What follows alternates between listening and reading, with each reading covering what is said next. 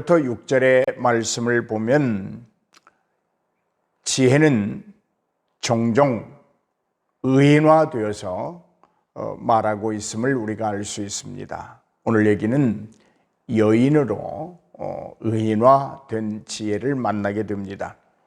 본문에는 지혜로운 여인과 어리석은 여인, 이 두 각각의 여인들이 젊은이들을 자기 집에 초대하고 있는 것으로 시작되고 있습니다.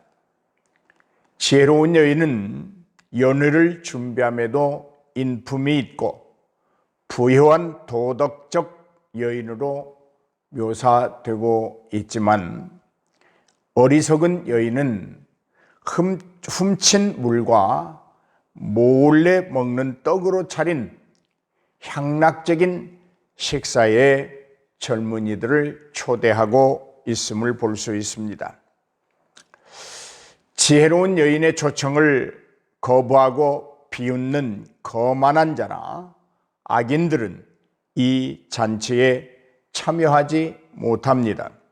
왜냐하면 그들은 징계받기를 아주 싫어하고 악한 성격을 가지고 있고 혼인잔치의 초청에도 불구하고 오기를 싫어할 뿐만 아니라 도리어 그 혼인잔치의 초청의 소식을 가지고 간 그 심부름꾼들을 잡아 죽이는 어리석은 자들이기 때문입니다.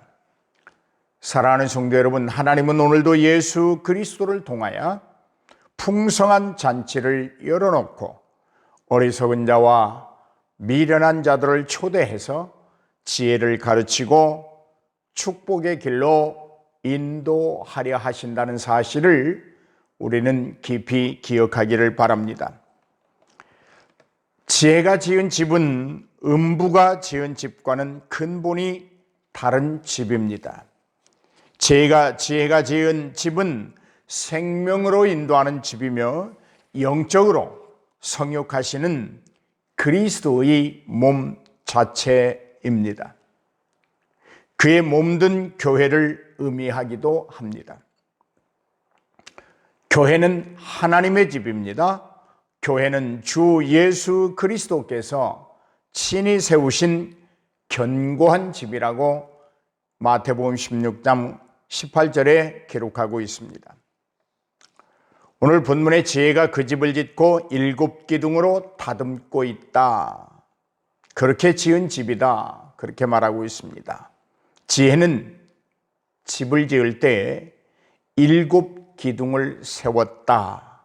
그 말입니다. 웨브레이라고 하는 사람은 그렇게 말하고 있습니다. 7기둥을 다듬어 집을 지었다는 것은 하나님이 세상을 7일 동안 완벽하게 창조하신 것처럼 부유한 자기 집을 짓되 크게 완벽하게 지었다는 것을 말한다. 그렇게 말하고 있습니다. 집을 짓는 지혜는 8장에서 하나님이 세상을 창조하실 때 그 과정을 다 지켜보았다고 말하며 자신의 신적 권위를 밝혀놓은 바 있습니다. 그 지혜가 자기 집을 지을 때 7기둥을 세웠다는 말입니다. 피조물들이 하나님이 창조하신 세상에서 완전하게 살아갈 수 있었던 것처럼 지혜를 찾는 사람들도 결코 실망하지 않는다고 하는 의미를 담고 있습니다. 그렇습니다. 하나님이 창조하신 무흠의 에덴, 무지의 에덴에서는 인간이 완전하게 살아갈 수 있었습니다. 마찬가지입니다. 지혜를 찾고 지혜를 얻고 지혜를 소유한 지혜로운 자들은 지혜가 지은 7기둥을 세우며 지은 그 완벽한 집에서 완전하게 살 것이며 실망하지 아니할 것이라고 하는 말씀입니다. 여기 여러분, 집을 짓고 라고 하는 말은 집을 지었다 라고 하는 시제적으로 완료 시제를 사용하고 있습니다. 이 말이 무슨 말입니까? 지혜가 품고 있는 모든 복을 지혜가 부르는 초청에 응답하는 자들이라면 함께 나눌 수 있도록 완성되었다, 그런 말입니다. 지혜가 지은 집은 7기둥으로 세웠습니다. 결코 예사롭지 않은 집입니다. 그 집에는 하나님의 경영 원칙이 하나도 빠지지 않고 적용되고 실현되는, 즉 하나님의 복이 임하는 현장이기도 합니다. 우리는 지금 이러한 집의 초대를 받고 이 시간에도 어리석은 자나 미련한 자들을 향해서 하나님은 내거리의 가장 높은 곳에서 부르고 계십니다. 7기둥으로 완전하게 지은 집, 그 집은 교회입니다. 오늘 사랑하는 여러분, 교회의 잔치에 초대받았다고 하는 것이 얼마나 큰 복인지 모릅니다. 우리가 잃어버려서는 안 될 가장 큰 행복인 것입니다. 더 놀라운 것은 이렇게 완전한 집에 들어가는 길이 지혜의 초청으로 말미암아 자연스럽고 안전하다고 하는 말입니다. 여러분, 누가 우리 중에 지혜의 집에 들어가고 싶어 했던 사람 있습니까? 아무리 지혜의 집에 들어가고 싶어도 누가 혼자의 힘으로 들어갈 수 있었던 거 있습니까? 우리는 이 두 가지 질문에 아무 할 말이 없습니다. 있다면 오직 하나님의 사랑과 주의 은혜와 성령의 강권하시는 그 하나님의 구속의 은총 때문에 지혜가 지은 7기둥으로 지은 완전한 집, 교회에 들어올 수 있었다고 하는 사실입니다. 오늘 본문에 보면 또한 무릇 어리석은 자는 이리로 돌이키라, 그렇게 말하고 있습니다. 지혜는 어리석은 자들에게 회개를 촉구하고 있는 것이지요. 그 어리석은 자리에서 떠나 돌이켜 내게로 오라는 것입니다. 어리석은 자와 지혜 없는 자들은 반드시 회개하고 돌아와야 합니다. 왜냐하면 아무리 좋은 집이 완벽하게 준비되어 있어도 돌이키는 노력과 수고가 싫다면 그는 그 집에 들어갈 수 없기 때문입니다. 오늘 지혜가 부르는, 지혜가 지은 그 완전한 7기둥으로 지어놓은 그 집, 그 든든한 집, 교회에 들어오기 위해서는 자기가 서 있는 자리에서 돌아서는 결단과 용기가 필요합니다. 오늘 내가 처해 있는 지금의 이 순간, 지금 이 자리들을 고수하려 한다고 하면 새로운 집, 완전한 집, 지혜가 7기둥으로 세워놓은 교회에 들어올 수가 없습니다. 사랑하는 여러분, 신앙이란 버림의 현장입니다. 나의 그릇된 것들, 나의 미련한 것들, 나의 어리석은 것들, 나의 인간적인 어떤 부와 욕심, 이런 것들을 버리지 아니하고는 지혜가 지은 그 아름답고 견고한 집에 들어갈 수가 없습니다. 여러분, 버리면 가볍습니다. 때로는 버리면 홀가분해집니다. 여러분, 지혜가 지은 7기둥으로 다듬어 놓은 그 완벽한 집, 교회와 영원한 나라 천국에 들어가기 위해서는 우리의 잘못되고 흠되고 거룩하지 못한 것들, 미련한 것들, 어리석은 것들 다 버리시기를 주의 이름으로 축복합니다. 여러분, 어리석은 자들은 누구든지 초대를 받을 수 있습니다. 어리석은 자는 이해력과 통찰력과 신중함이 부족한 자들, 결여된 자들을 말하고 있습니다. 어리석은 자는 반드시 지혜의 가르침을 받아들이고 순종함으로 그 어리석음에서 벗어날 수 있다고 하는 말씀입니다. 어리석은 자, 지혜 없는 자들을 돌이켜야 합니다. 분명한 방향 전환을 가져야 합니다. 악에서 당장 떠나야 합니다. 지혜는 악에서 방향 전환을 하여 지혜의 길로 들어서라고 외치고 있습니다. 여러분, 지혜의 교훈은 생명의 샘이기에 어리석은 자로 사망의 그물에서 벗어나도록 인도합니다.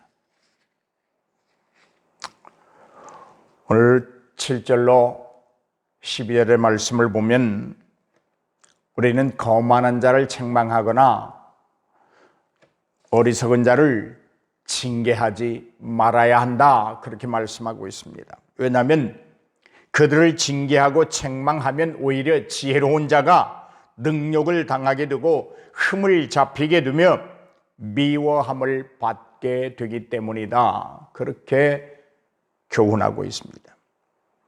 왜 우리가 거만한 자를 책망하고 징계할 때 그런 일들을 당할까요? 거만한 자들의 특징을 보면 압니다. 거만한 자들은 자신을 높이는 사람들입니다. 때문에 그들은 다른 사람의 충고나 교훈을 받아들이려고 하지 않습니다. 자신이 최고라고 생각합니다. 때문에 누구의 도움이 필요하지 않다고 생각합니다. 오직 자신을 제외한 모든 사람은 자기의 말이나 생각에 동조해야 하고 따라야 한다고 생각합니다. 이런 사람들을 향한 책망과 징계는 화를 부르게 되고 부끄러움을 초래하게 되는 것입니다. 오늘 이렇게 말합니다. 오히려 지혜로운 자를 책망하고 교훈하라. 지혜로운 자를 책망하고 교훈하면 그는 우리를 사랑할 것이다. 그리고 그는 더 지혜로워진다. 의로운 사람을 가르쳐라. 그는 학식이 더하게 된다. 사랑하는 여러분, 우리가 누군가를 가르치고 책망하고 교훈할 수 있는 것, 각자의 능력에 따라서 가능합니다. 그러나 아무렇게나 아무 때나 내 마음대로 할 수 있는 것은 아닙니다. 교훈과 책망도 지혜로워야 합니다. 지혜롭게 해야 합니다. 책망과 교훈을 받아들이는 사람이, 받는 사람이 상처받지 않도록 지혜로움을 가지고 권면해야 합니다. 어떤 사람이 자기 마음에 나는 좀 지혜로운 사람이 되고 싶다라고 한다면 자기 자신의 마음이 지혜로운 책망이나 교훈에 대해서 어떤 반응을 나타내고 있는가를 살펴보면 나는 지혜로운 사람인가 아니면 어리석은 사람인가를 스스로 구분할 수 있습니다.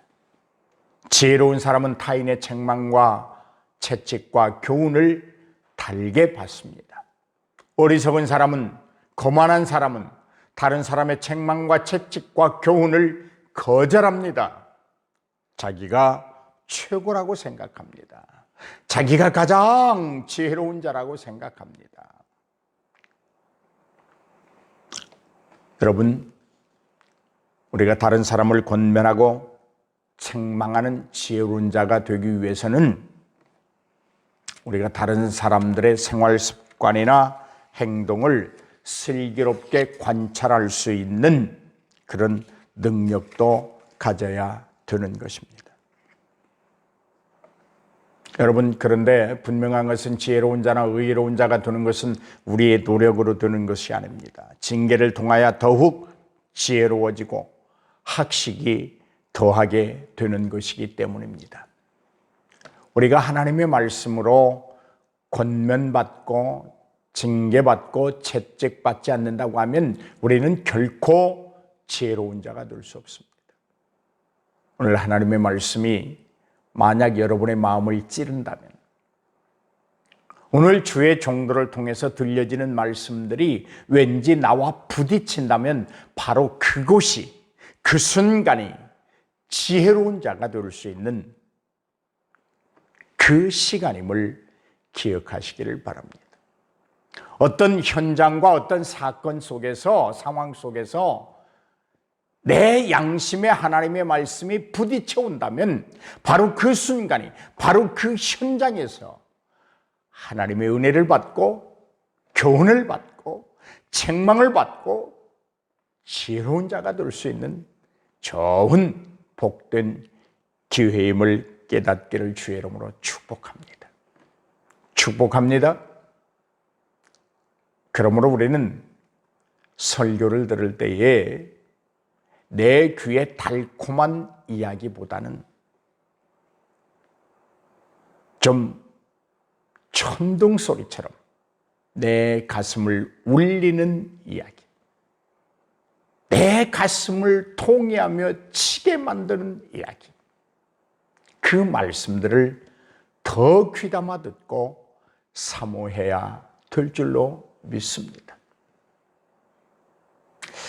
여러분, 목사가 설교함에 있어서 성도들의 귀에 듣기 좋은 말 하는 것 아주 쉽습니다. 그러나 성도들이 듣기 싫어할 말, 죄에 관한 것, 책망하고 교훈하고 훈계하는 이야기 대단히 어렵습니다. 그러나 반대로 목사는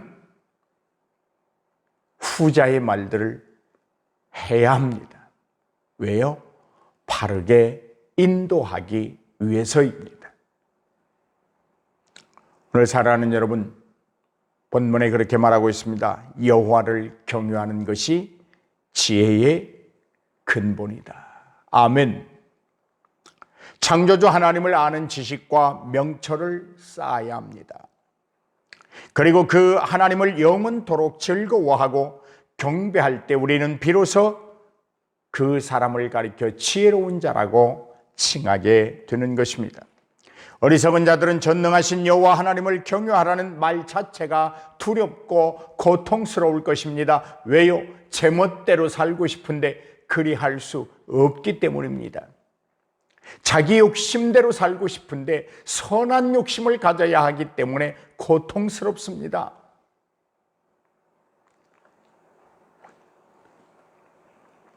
그러나 지혜로운 사람들에게는 여호와를 공경하는 것이 존경과 감동을 자아내는 것이라고 확신하고 있습니다. 왜 그럴까요?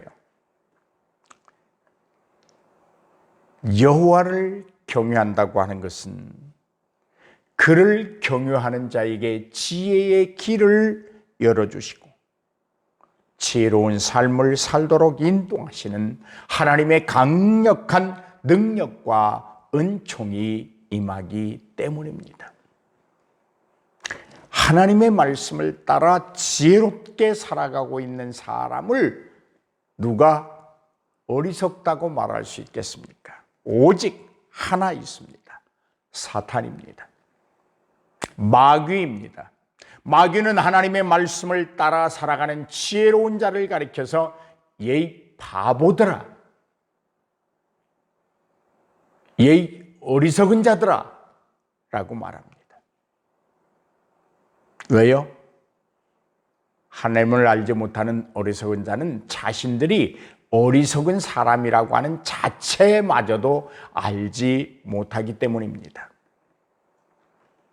우리는 여기서 놓치지 말아야 할 진리가 있습니다. 잠언이 말하고 있는 것은 도덕적이고 윤리적인 인간을 만들거나 그런 인간적 삶을 강요하고 있는 것만이 아니라 인간의 근본인 여호와를 경외하는 것을 교훈하고 있다고 하는 사실입니다. 그러므로 잠언을 연구하는 모든 이들은 하나님의 구속적 사역의 한 방법이 되는 여호와 경외에 대하여 확고한 바람과 믿음을 취하여야 할 것입니다. 오늘 사랑하는 성도 여러분, 13절로 18절의 말씀을 보면 미련한 여인의 유혹과 결말에 대해서 말하고 있습니다. 미련한 여인의 부름을 보십시오. 자기 길을 바로 가고 있는 사람을 부릅니다. 올곧게 살아가고 있는 자들을 불러서 어리석게 만들고 미련하게 만들고 지혜를 잃어버리게 만들 목적으로 젊은이들을 부르고 있습니다. 고로 이 미련한 여인들의 부름에 응답하는 자가 맞이할 결말의 그 초라함, 어떤 것인가를 우리가 예측해 볼 수 있습니다. 미련한 여인들은 자신들의 미련함을 감추기 위해서 지혜로운 자를 향해 오라고 불러드립니다. 애원합니다. 그러나 그들의 입은 패역한 입으로 정직과 진실이 없다는 것을 알아야 됩니다. 그들은 우리를 불러서 절망과 좌절과 분쟁과 다툼의 사람으로 만들려고 합니다. 이 미련한 여인들은 여호와를 경외하는 일에는 무지하고 게으르고 억지로 대항하지만 파멸과 불행을 일으키고 조장하는 데는 아주 능숙합니다. 여러분, 이런 미련한 여인들의 부름에 응답하는 자는 누구이겠습니까? 그들은 지혜 없는 자들입니다. 오늘 이 미련한 여인 말합니다. 도덕질한 물이 달고 악을 행하고 선을 행치 않으며 얻은 것들이 더 좋은 것이다. 그렇게 말합니다. 아주 달콤하게 속삭여 옵니다. 몰래 먹는 떡이 더 맛있다고 말하고 있습니다. 그러나 사랑하는 여러분, 분명히 말씀드립니다.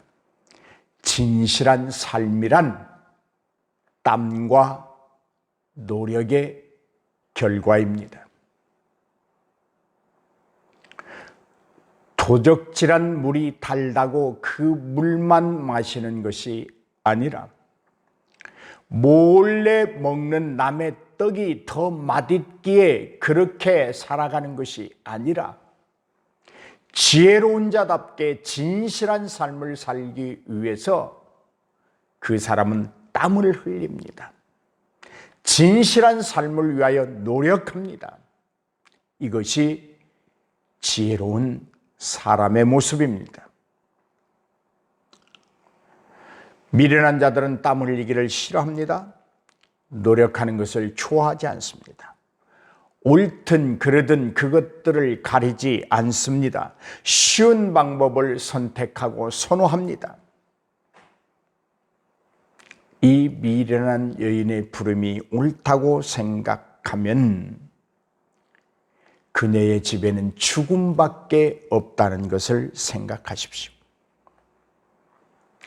그녀의 부름에 응답하는 사람들은 스울의 깊은 죽음에 빠지게 된다고 하는 것을 기억하십시오.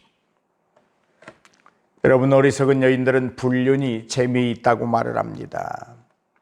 그리고 손님들을 죄와 악으로 유혹해 갑니다. 만약 지금 이 순간에 여러분의 심령 속에 유혹 때문에 갈림길에서 분쟁하고 있고 괴로움이 있습니까? 기억하십시오. 만약 지금 이 순간에 여러분이 미련한 여인의 유혹에 빠져버리면, 그리로 들어가면, 그 여인의 집에 들어가면 영원히 죽게 됩니다. 그곳은 죽은 자들만이 모이는 곳입니다. 생명이 없습니다.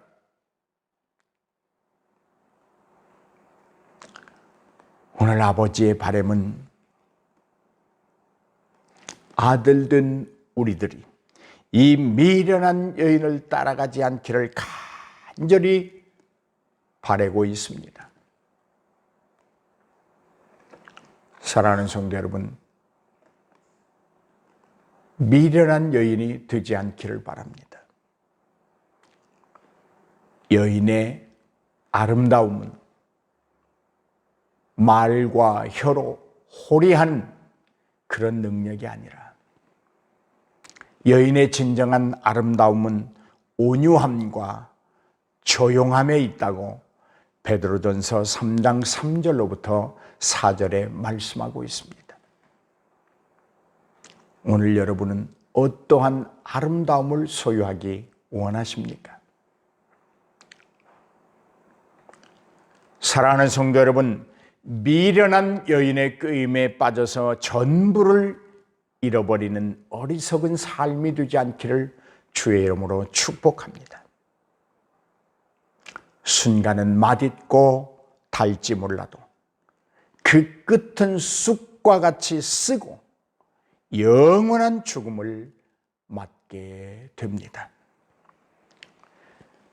사랑하는 성도들이여, 여호와를 경외하는 것이 지혜의 근본입니다. 지혜는 이미 우리에게 주어졌습니다. 큰 축복입니다. 이를 잘 활용하고 적극적으로 활용하며 때에 따라 적절하게 사용함으로 영원한 생명을 누리며 윤택한 삶을 살아가기를 주의 이름으로 축복합니다. 오늘 그러므로 여러분, 오늘 9장 말씀을 다시 한번 읽어보시고 상고하시면서 지혜로운 여인의 삶을 살 수 있기를 다시 한번 주의 이름으로 축복합니다.